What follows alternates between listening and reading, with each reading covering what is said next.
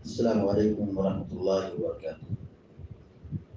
الحمد للہ رب العالمین والعاقبۃ للمتقین والصلاة والسلام علی اشرف الانبیاء والمرسلین نبینا محمد وعلى آلہ وصحبہ اجمعین وبعد۔ وعن سهل بن سعد رضی اللہ تعالی عنہ ان رسول اللہ صلی اللہ علیہ وسلم قال: لا يزال الناس بخير ما عجل الفطر، رواه البخاری۔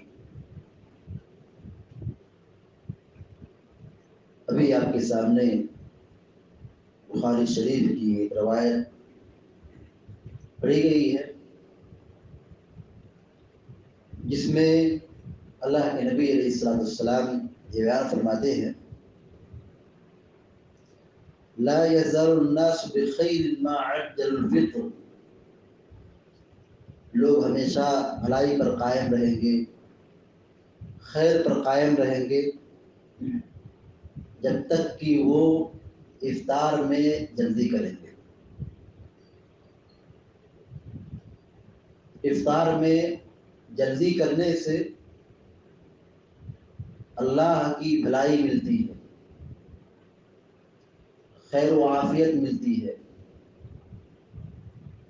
حدیث کا کیا مفہوم ہے، کیا مطلب ہے؟ افطار میں جلدی کرنے کا مطلب یہ ہے کہ سورج ڈوب جائے بلا چور چرا، بغیر کسی احتیاط کے افطار کر دی جائے، کھانا پینا شروع کر دیا جائے۔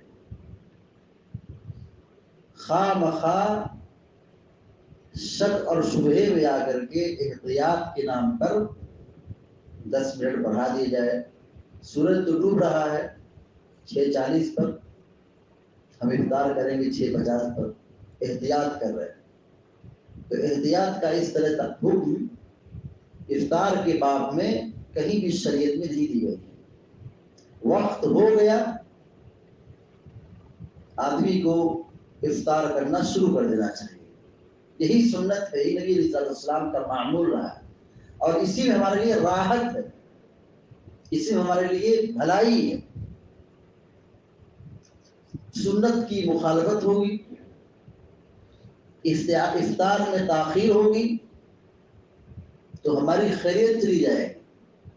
لا یزال الناس بخیر، بھلائی میں اس وقت تک لوگ قائم رہیں گے ما عجل الفطر، جب تک کہ لوگ افطار میں جلد بازی کریں۔ ہماری شریعت میں افطار میں جلد بازی کی تعلیم کیوں دی ہے؟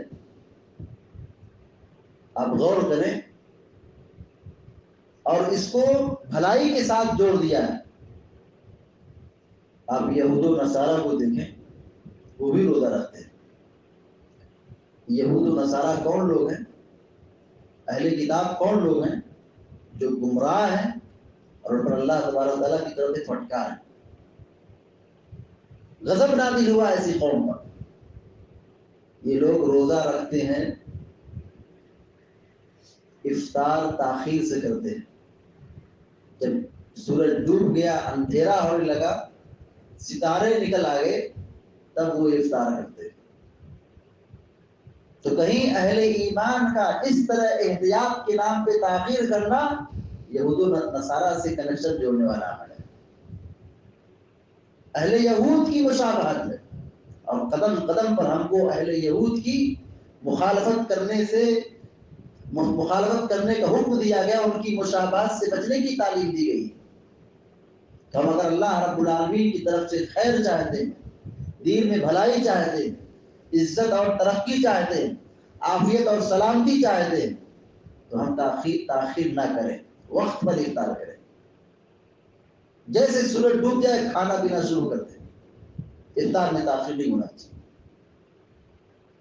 یہ اس لیے ہے کہ اللہ کا یہ حکم ہے، وَأَتِمُّ الصِّيَامَ إِلَى اللَّيْلِ، مغرب تک، سورج ڈوبنے تک کھانے پینے سے رک جاؤ۔ اللہ نے کہا مت کھاؤ، سحری کر لیے، فجر کی اذان ہو گئی، صبح صادق ہو گیا، پابندی لگا دی گئی کہ اب روزہ رکھنا ہے، کھانا پینا چھوڑ دینا، نہیں کھانا ہے۔